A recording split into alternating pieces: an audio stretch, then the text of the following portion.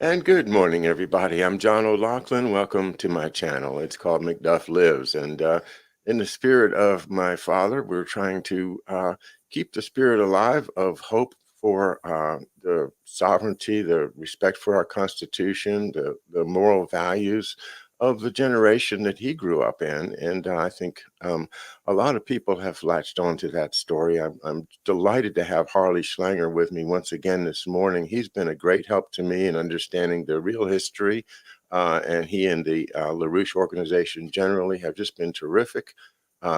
Their publications are historically invaluable in the sense that you couldn't get it anywhere else.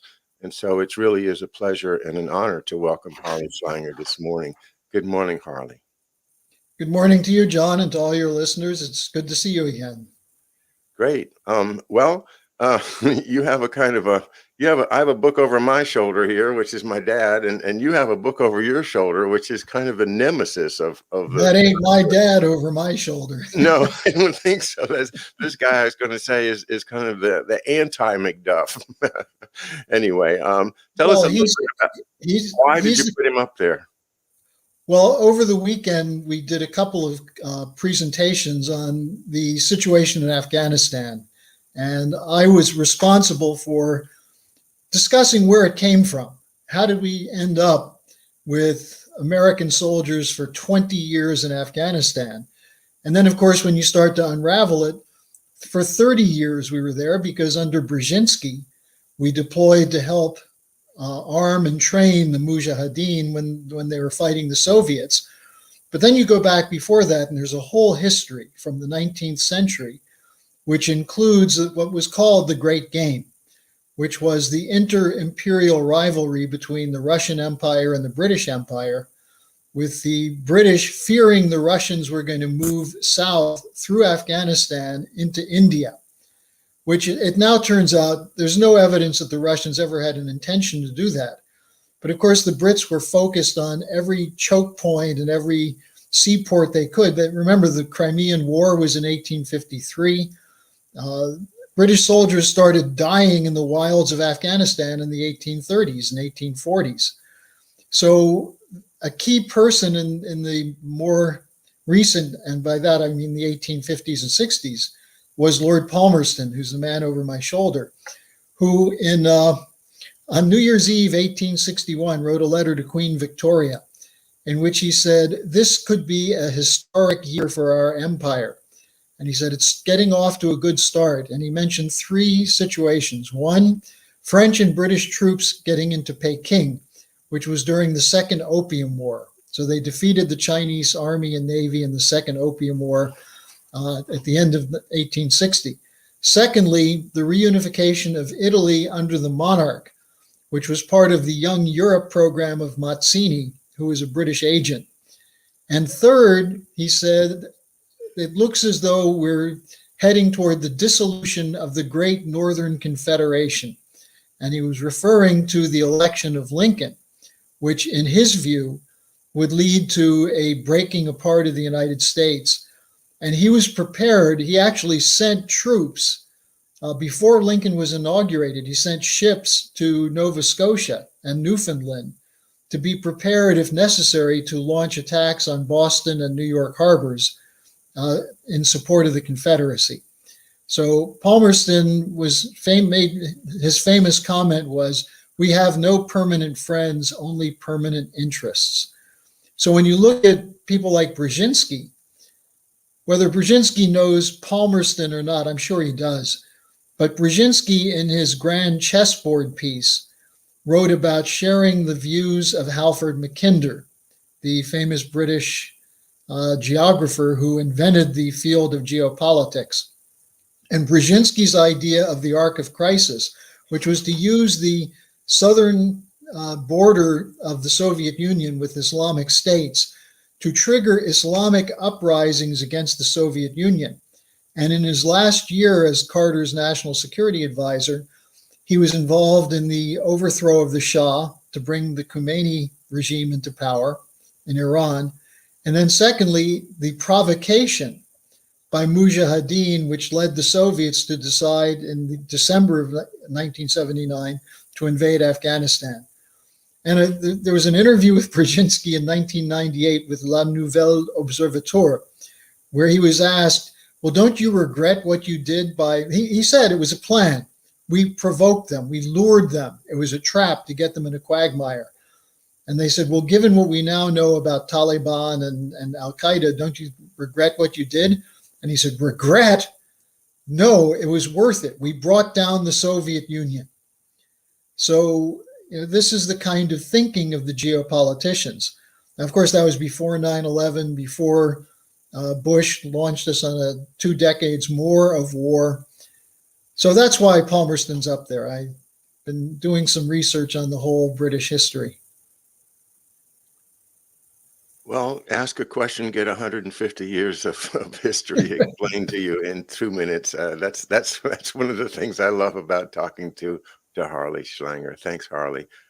Yeah, Lord Palmerston is somebody we all need to know more about. And this is, if you understand what Harley's just said about that history from Palmerston to now, then you got it. You've got the real narrative, not the fake narrative, not the one they keep trying to sell us. So, well, let's look again at Afghanistan in this week's news. What's going on there now? Is anybody going to make a move to try to, quote, save Afghanistan from chaos? What do you think?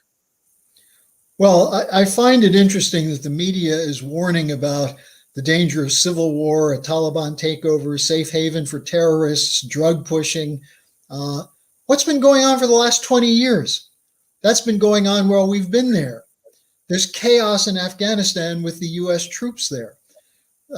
It's astonishing. If you read what was leaked to Julian Assange and WikiLeaks in 2010, where the U.S. military officials there were admitting they didn't know what they were doing. And then Lieutenant General Doug Lute, who was the Bush and Obama Afghan czar in charge of the military deployment, in 2014, he said, we don't know what we got ourselves into. We still don't know what we're doing in Afghanistan. And he said, after all this, will it be worth it for us having been there? Now, we'd been there for 13 years when he wrote that. And then we stayed another 7 years. So, I find it somewhat ironic that the media is talking about chaos in Afghanistan and civil war and drug pushing. It's all been going on while we've been there. Now, the question is, will we learn the lesson from the debacle of our presence there? Because what we should have learned is, number one, you can't win these kinds of wars. That modern, powerful militaries, such as the American military or the Russian military, can destroy a country, but they cannot necessarily defeat a very committed adversary that exists within the population, that has some support within the population. Now, what I'm saying now, I'm not defending Taliban. I'm presenting a picture. The picture is that we now have an opportunity to shift our policy away from geopolitics and to see if there's a way that we can actually, as you say, save Afghanistan, rebuild Afghanistan, or construct Afghanistan. There's a meeting going on today in Tashkent, in Uzbekistan, and then over the next couple of days in Dushanbe and Tajikistan, which will include foreign ministers from a number of countries in the area, Russia, India, China, Iran, and Turkey, as well as the president of Afghanistan and the prime minister of Pakistan. This is the Shanghai Cooperation Organization, and what they're going to meet to discuss is what would it take to stabilize the situation there, to make sure there's no war, to have a security situation, and to do things that would be good for the future of the country. Now, last week, the Taliban sent representatives to Moscow to meet with the Russians. They sent representatives to Tehran under the auspices of the Iranian government to meet with the Afghan government. And so even while we're hearing about Taliban military taking over much of the territory of the country, they're still recognizing a peace process with the government. And their idea is, let's get all the territory we can get so we have a better bargaining position. So we have an opportunity. The US, by the way, will have an official at these two conferences, the 13th and 14th and the 15th and the 16th. What will the US representative do? Will we be there to support these efforts, which will include getting rail development there, electricity development, hydroelectric power, transmission lines for communications? Will we participate with them on that? Or will we try to recruit some of these countries to join us in our crusade to contain Russia and China? If we do the latter, which is the old geopolitics, it's not going to work. And if you read what some of the Defense Department officials were saying, the reason we have to get out of Afghanistan is not just because we're losing and we've wasted 20 years and killed a lot of people and spent a lot of money. No, it's we have to move our forces into the Indo-Pacific theater to contain Russia and China. So they're still thinking in terms of British geopolitics. Helga Zepp-LaRouche just wrote a paper, which I think you've probably seen. It's up on the schillerinstitute.com website, where she says, let's use this as an opportunity to shift the direction of the US away from geopolitics, away from being manipulated by the British, to go back toward a George Washington, John Quincy Adams, Abraham Lincoln, FDR type approach, which says that we are going to be a nation that will be friends, that will cooperate, that will be committed to economic development, and will not engage in regime change. So this is an opportunity for a change for the United States. Now, the problem is that's not the way Blinken thinks. And I think he does most of the thinking, at least from what is visible from the Biden administration. But then Biden had a 4-hour talk with Putin last week on Friday. And, who knows, they say they talked about cyber warfare and they talked about Syria. Well, on cyber warfare, I don't know where they're going with that. But on Syria, the U.S. changed its position at the UN Security Council and voted to open up more humanitarian corridors so more humanitarian aid could be delivered to all of Syria, not just the areas under Turkish control. So that was a shift by the United States.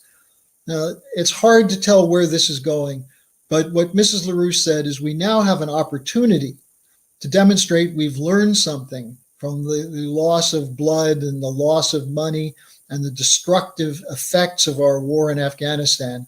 Let's see if the United States actually has learned something. Well, it's a wonderful appeal, and I support it completely. And I'd love to see Afghanistan become the crown jewel of a new world of cooperation as opposed to totalitarian domination. Mm-hmm. But that domination continues to descend upon us. We have lost so many rights with the Patriot Act already, and now the impositions of the COVID. There seems to be some indication on many people's parts that by saying that there's not going to there's not going to be any return to what they're calling the old normal or just normal. There's going to be a new normal no matter what, and I'm a little scared about that. I don't think that I need a new normal. I was pretty good with the old normal, but But you weren't an Afghan child, John. You weren't a child living in Afghanistan or a poor kid living in Venezuela or a child in an African village with no electricity. So, we need a new normal on a different level. And, the idea of the old normal, the old normal is geopolitics and neoliberalism. And if you have some means, it may not be so oppressive. But much of the world is chafing, including a lot of America, is chafing under the effects of the policies we've had for the last 30, 40, 50 years. We're coming up on the 50th anniversary of an extremely important date, August 15th, 1971, when Nixon broke out of the post-war Bretton Woods system, took the dollar off a gold reserve standard, and started the whole floating exchange rate system. And as a result of that, the US economy has devolved tremendously, and we've ended up as a casino economy. So, that by new normal, if you mean you can live your life, you don't have to wear a mask, you can go to restaurants and do things like that, go to work. Those are things that I think people would like to see come back. But we do need a new paradigm, which breaks with the axioms of geopolitics and neoliberal economics.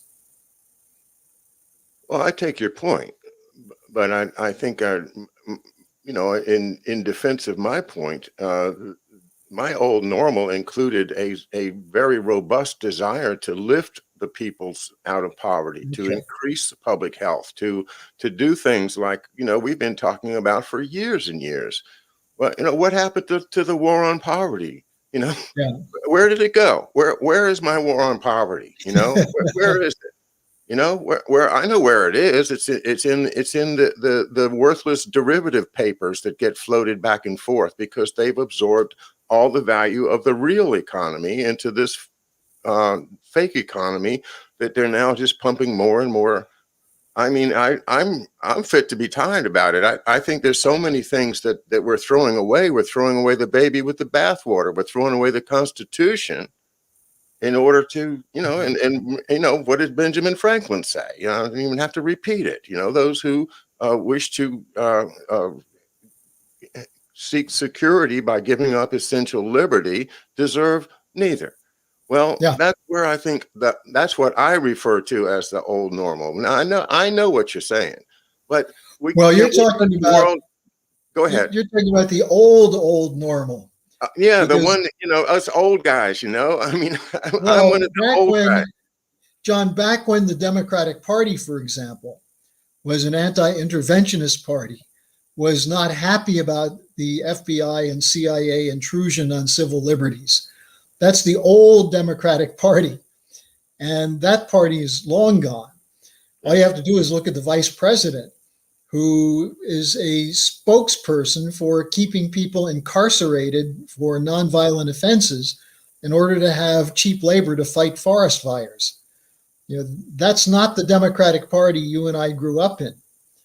And, there are elements of the Republican Party. If you look at Eisenhower was very different from today's Bush Republicans or the Rhino Republicans.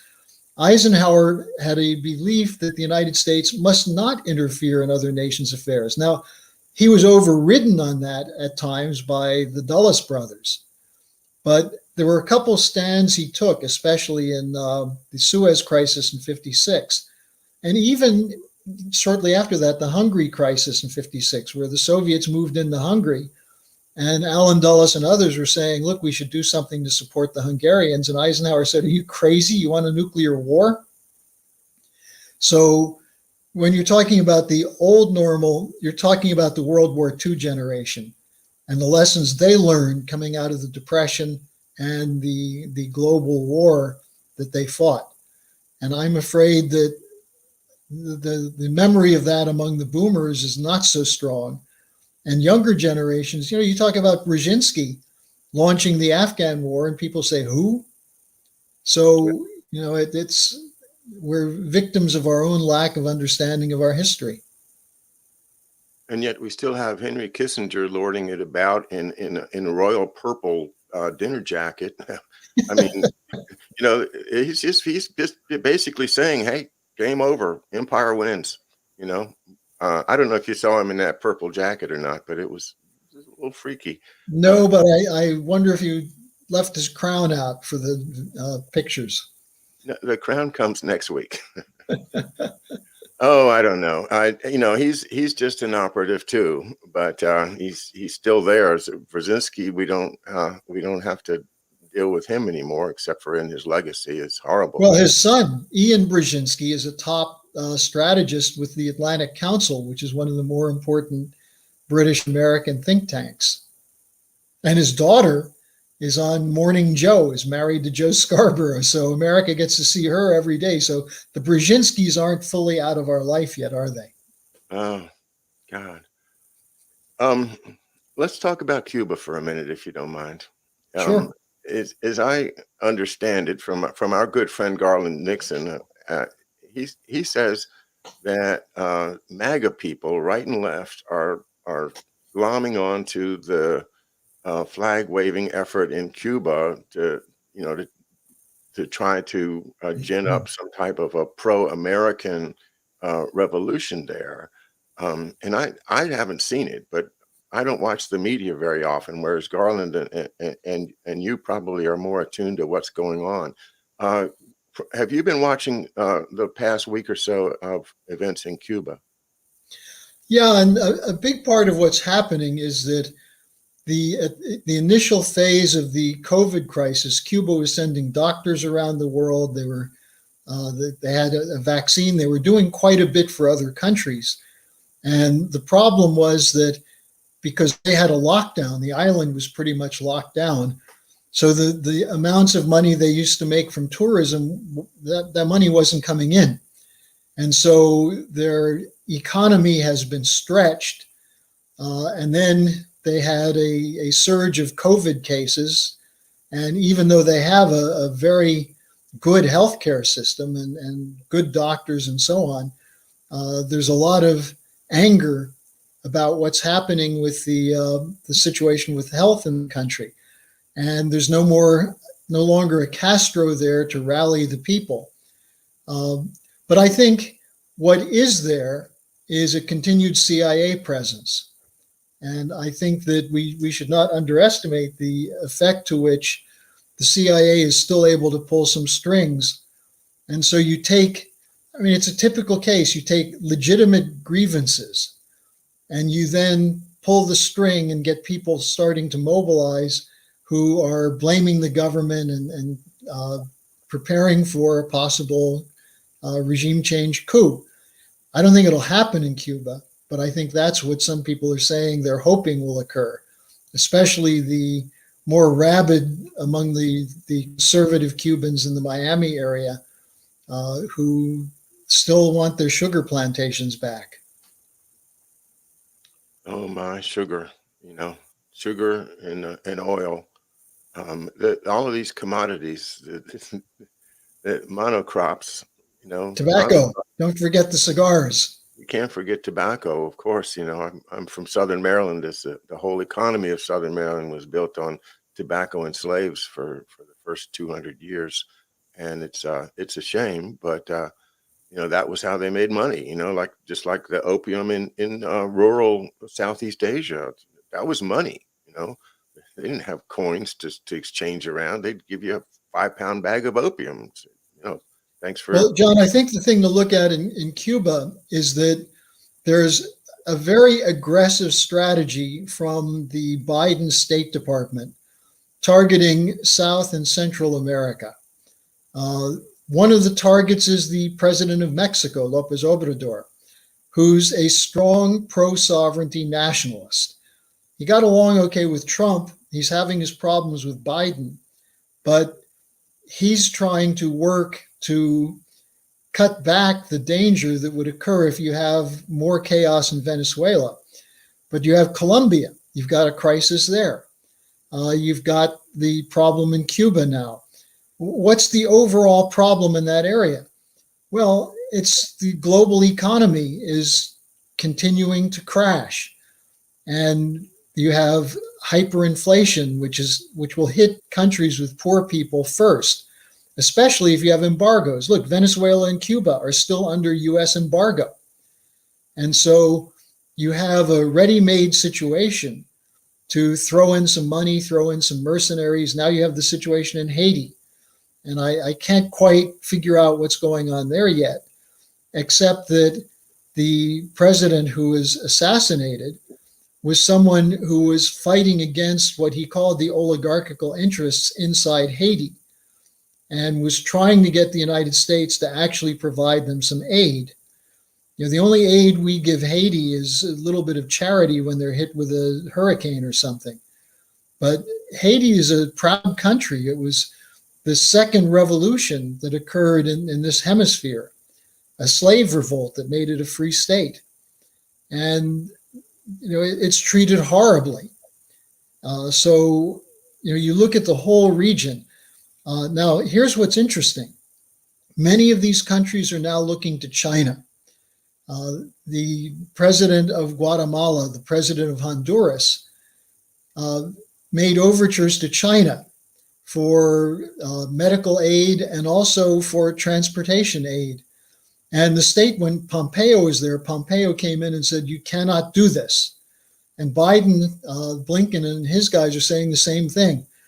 One of those countries, I think it was Honduras, broke with Taiwan and recognized China as the official China. You know, it's a little late for that, but in any case, they were threatened by the State Department. So the extent to which these countries are looking for alternatives, they're not getting help from the United States. And so, you know, these become targets for destabilization. And you know very well from Perkins' book, The Economic Hitmen, this is an area where you had CIA and International Monetary Fund combining for many, many decades to keep these countries poor and, you know, virtual plantations. In fact, if you go back longer in Central America, and what do you run up against? United Fruit Company, you know, which was the New Orleans mob working together with the Dulles brothers. Yeah, when they got that first shipload of bananas to New York City, man, they had it made. Yes, we have Chiquita banana. bananas. We have ships full of bananas, and we're going to make more bananas than you ever seen in the world because we own Guatemala, and we're just going to turn it into our plantation. But you know, even when when they weren't using the land, when they weren't using the land, it wasn't productive. Historically, that's one of the indications of whether you really own the land or not. Is if like, you know, for instance, our revolutionary soldiers that had a warrant for some property, say it was out in Ohio or something, but if you didn't go out there and actually farm that land or at least clear it, then you hadn't perfected your title yet. And I think that that's part of a reasonable system of property ownership, that you can't just let something lie fallow with not being productive. In fact, that is the whole theory that I've been reading in Trading with the Enemy and otherwise, about the whole idea of natural resources don't belong to the people that have, you know, the title to the land, unless they are smart like us and know how to develop them. So that they need us because we're smart. We know how to get the oil out of the ground. We know how to turn it into fuel. We need them because they have legal title to the surface land. But the idea that when somebody's grandfather gave them title to the surface land and they also owned every single bit of mineral from there to China is ridiculous. And so they will argue that we have a perfect right to the resources of the third world because they don't know what to do with them. They didn't even know they had them, for Christ's sake. That's the argument that I get from these British imperial types that think that, you know, they've got to be carry the white man's burden, which is, you know, be smart, and take advantage instead of, you know, leaving people alone. That's the whole story of Cecil Rhodes and the British and Belgian and French colonialism in Africa. You know, they went in and they said, these people don't know what they have. They don't know what these resources are. We're going to build these countries. And what do? They built railroads from the mines to the ports. And they built a few administrative centers, a few nice buildings in the capitals, and left the rest of the country to rot and as a source of cheap labor. And, you know, much of the world is now realizing that this kind of system is not only antiquated, but has to go. And I think one of the things that we share is an understanding that from the US side, this was explicitly the view of John Kennedy, that he was an anti-colonial. He didn't have perhaps a full historical view of it, but he had a pretty good understanding that you can't treat these countries as though they're children and just steal from them. And of course, he didn't realize that the people that he was appointing in his cabinet had that imperial view. People like C. Douglas Dillon and you know, Alan Dulles at the CIA and George Ball. A number of these people were committed to the British system. And that's the fight we still have. It was, you look at the people like the Project for the New American Century, the neocons under George Herbert Walker Bush and then G.W. Bush. What was their view? Their view was that we don't like what Saddam Hussein is doing. We don't like what Gaddafi is doing. We don't trust them. We think maybe they're going to use their oil resources to set up a new financial system outside of us. We're not going to let them do it. And they use a pretext to intervene, like the weapons of mass destruction. Gaddafi had given up his weapons of mass destruction for more than a decade before he was taken out by Hillary Clinton.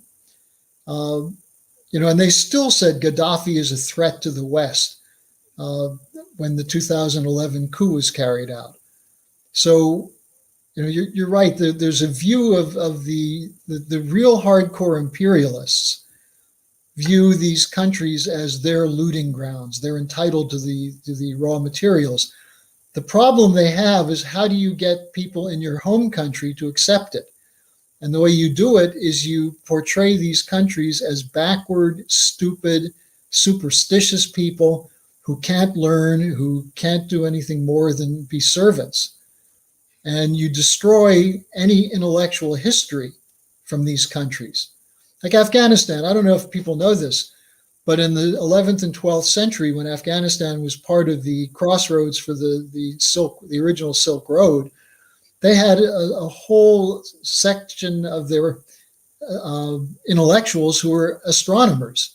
They had astronomical observations in the mountains where they were plotting the planets. Before Kepler, they were looking at these things. They had advanced coinage systems. They had art. People in Afghanistan spoke 5 or 6 languages. So it was not always a backwards area. Why? Because you had cultures that were coming across.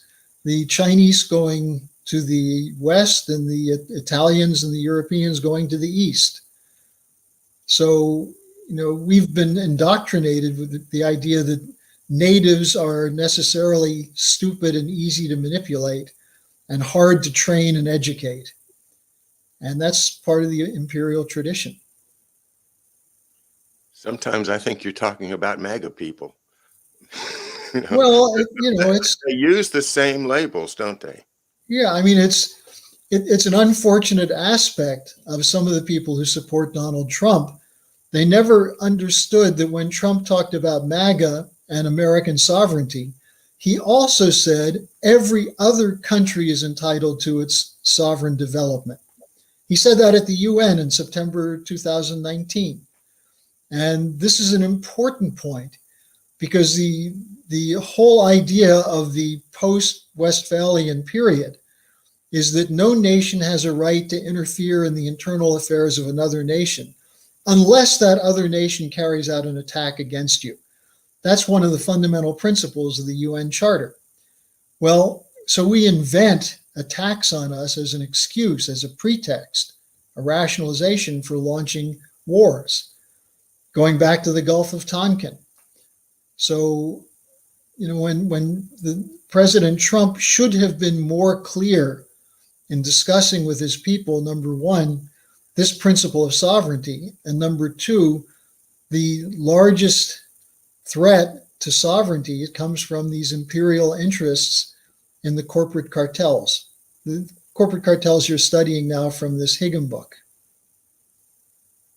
Yeah, Trading with the Enemy is the name of the book, guys. I'll be reading more from it on my show. It's really is a essential book. So glad I ran into it. Well, let's look at let's go back just for an example. Let's take Haiti for an example. It's been my study tells me that the reason Haiti couldn't be sovereign when it first won its sovereignty was because of the American slave trade, and the people in the American Congress that protected that trade made sure that whatever it took, there was not going to be no black republic in the Western Hemisphere. that shut that down, in my opinion. Mhm. As far as moving forward into the rest of the 1800s or the 19th century, um, this is still this is the period of Jim Crow in our country. It's they still have that idea of the filibusters from the 1850s and 1860s, and the original word, as you know, but most people don't, is the filibusters were the people like the Knights of the Golden Circle that wanted to just Yeah, go out and say, hey, we're the smart white Anglo-Saxon guys, and we're going to develop your country for you, and you guys are going to work in the mines, and you guys are going to work on the farms, and you're going to work in the cotton fields, and that aristocratic dream of the Knights of the Golden Circle was major interested in Cuba, but also Mexico and the whole Caribbean rim was going to be yeah, their John, that's really important what you're saying now, because yeah. most people don't know that. That's what the British called the Golden Circle, Hmm. the area from the Mason-Dixon line through the northern parts of South America, including all of Central America and the Caribbean. And James Monroe's Monroe Doctrine was aimed at that, was aimed at stopping that, but Hmm. it was not uniformly enforced. And especially as we got toward the American Civil War, the British were heavily involved with the Polk administration. And then Buchanan, the president before Lincoln, he had been the ambassador to London. He was good friends with with Palmerston and the whole crew of the Benthamites and the crew around the imperial faction. Then Queen Victoria's well, Prince Albert was friends with Buchanan. So you had this whole network that was committed to that area. And one of the things they did during the Civil War was they sent the the Emperor Maximilian, one of the Habsburgs, with a French army into Mexico to collect the debt. And they were fighting a peasant army led by Benito Juarez. And Juarez had support from Lincoln. And the peasants in Mexico rose up and defeated the forces with the help of yellow fever and certain other kinds of disease that took the toll on the French troops. But they defeated the imperial army from Austria and France in Mexico. So, this is the real history of the British, because at that same period of time, you had the 1853 to 1856, the Crimean War, and you had the launching of the Second Opium War in China. So this was as the British Empire was expanding its reign around the world during that period of time. And then you had in the United States this idea of a planter aristocracy, which, by the way, had support from the Boston Brahmins, who made their fortunes through cocaine trafficking and opium trafficking. It's all coming out, and I'm so glad you made that reference. The other book that I've read with great interest recently is called The New World Order by Sean Stone, the son of the filmmaker Oliver Stone, and he has really put together a pretty encyclopedic uh, uh, treatise on how we got where we are. And the man named William Yandell Elliott is Oh, the yeah, inner man in his story. And sure. this ties us into this literary movement called the fugitives or the agrarians, which is all of these Southern people that are saying what you're just saying. That is, we should continue to have plantations by another name. We're just agrarians. We're not slaveholders. But the idea is, we know how to handle the land. We know how to run these things. So let's just let us keep everything the way it is. And sure, some people are not cut out to be property owners. Some people are just there to make wheels for your wagon.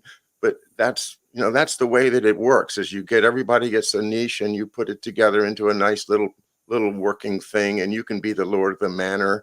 You know, that dream. That we're the good-hearted property lords sustained that whole thing, and still does, I'm afraid. But let's get back to the question of sovereignty while we have a few minutes left.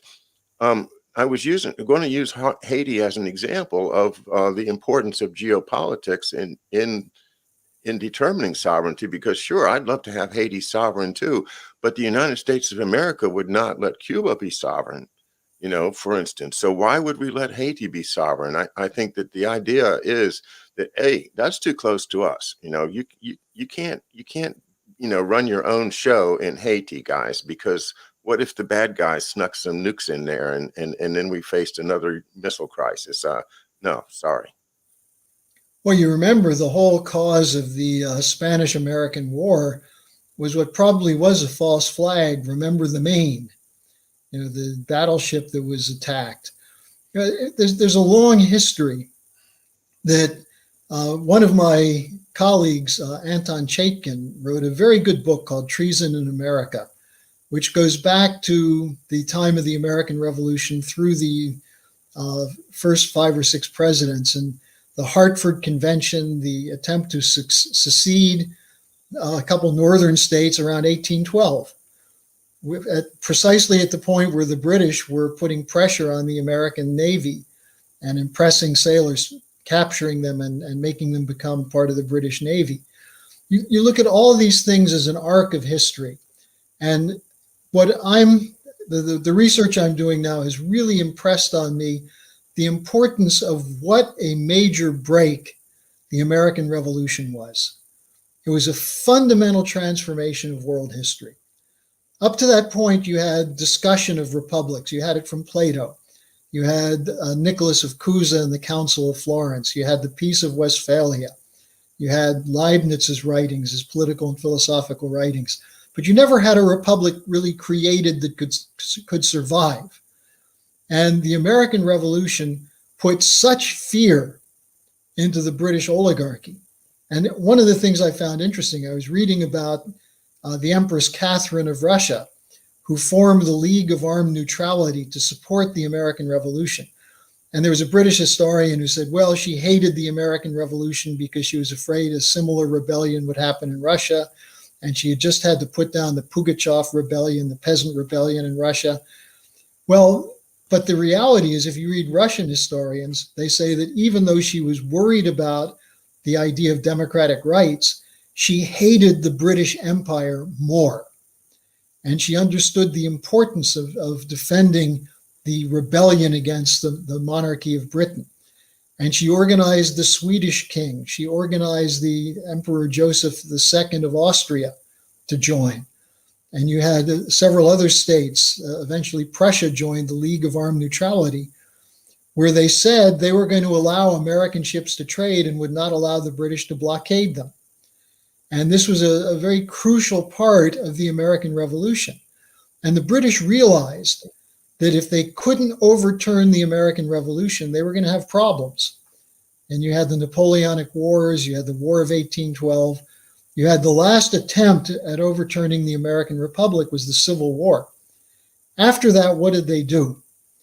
Well, they launched the free trade movement in the United States against the tariff policy, which the founding fathers had. They used the University of Chicago. They set up the University of Chicago Economics Department for the Cobden Free Trade Clubs. The Fabian Society came into the United States and took over economics departments. The Rhodes Scholarship Fund was launched. You have to admire, in a sense, the breadth and scope of their endeavors to make sure that the principles of the American Revolution were lost, so they could win back the American Republic to be a dumb giant on a British leash. And that's what, ever since I met Lyndon LaRouche, his fight has been to give to Americans the sense of the great power in our Constitution, the idea of the general welfare and the idea of a state which puts the interests of everyone in the country ahead of any private interests. And part of the perversion of that, which is also, I think, some of the perversion of the MAGA operation, is to say that individual personal pursuits, personal privacy, private wealth takes precedence over the general welfare. No, we're not saying you take money away from people or you undermine private initiative, but the private initiative should be serving a higher purpose. And that's what the idea of a national mission of a sovereign nation is. So, I think these are some of the philosophical issues that have to be fought out. Absolutely. I know we're getting near the end of the hour, but I must throw in one more variable here, and that is the presence of these permanent, uh, eternal corporations that we're saddled with. And I would say that this is probably at least 40 to 60% of the problem, is that our governments created corporations, and then we let the corporate lawyers turn the corporations into more powerful entities than the governments. So they have, Controlling the government, yeah. exactly, yeah, they've got their fingers in all the governments, and And now John, that, that's what the Great Reset is. The yes, Great Reset says that the private banks should have more control over government spending than the elected representatives in the Congress. And that the private banks, what's their interest? Is their interest to make sure everyone has a decent job, decent education, a level playing field? No, they're trying to make sure that their private privilege is protected. And that's the fight we're going to have, I think, in the next couple of decades in this country if we're going to win this fight. T.J. Stiles wrote a terrific biography of Jesse James about 30 years ago, and didn't write another book until last year, in which he wrote a book about Cornelius Vanderbilt. Hmm. And from studying that book, I realized how it happened. The corporations were associated with certain wealthy people, in the early 1800s. And a corporation was just part of somebody's business. He's okay, he incorporated, big deal. Well, when when you start getting close to the Civil War time, you have Cornelius Vanderbilt disassociating the shareholders from the corporation in the Mhm. public mind, so that the corporation starts to become have a life of its own.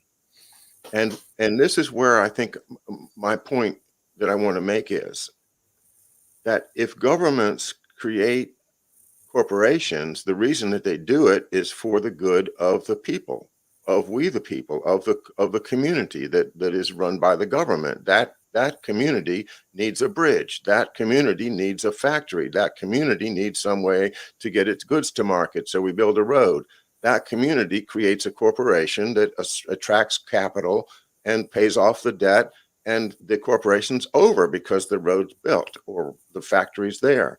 But by when especially with the railroads, by trading in and out of so many of these little well, they were big money wise, but small in capacity in comparison to Union Pacific.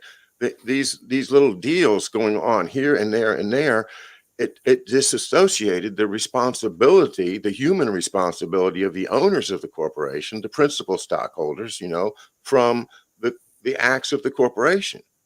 And this is where a corporation fails in its public duty. That the reason that we had corporations, the whole reason was to accomplish public good. And now that's been dissociated, and that the whole reason for the corporation is to make money for the shareholders. No, Mhm. the reason for a corporation is to accomplish something of public good. It is not to make money for the shareholders. That, I think, is the point that we need to make. Well, and if it's run properly, it will make money for the shareholders Exactly. because it will be a blessing to the country. But you mentioned Union Pacific Railroad, and I was just thinking, if you look at the relationship of the Harrimans. Uh-oh, we lost your connection there, Harley. I was just getting excited. Come on back. Oh, Harley. Oh, guys, we were just getting to the big climax.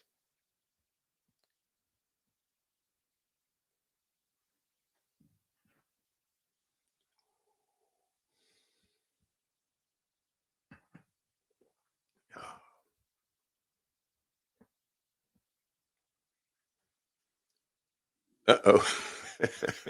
I think art and yoga, you got it right. I think we pissed somebody off. Oh, well. Well, Harley is getting ready to take a couple of weeks off from the show because he's going on vacation and going on vacation with his family. So I'm sure he's got to get busy with his packing and get ready for some well-deserved time off. We thank you very much, Harley Schlanger and the LaRouche organization, our friends at Schiller Institute, and everybody around the world that's picking up on what we're talking about here is really restoring America to its original promise and the blessings that the real Constitution, the real American spirit, still hold for the world. And we want to share it. We want to keep it going. We want to make it a worldwide happiness and not a totalitarian nightmare.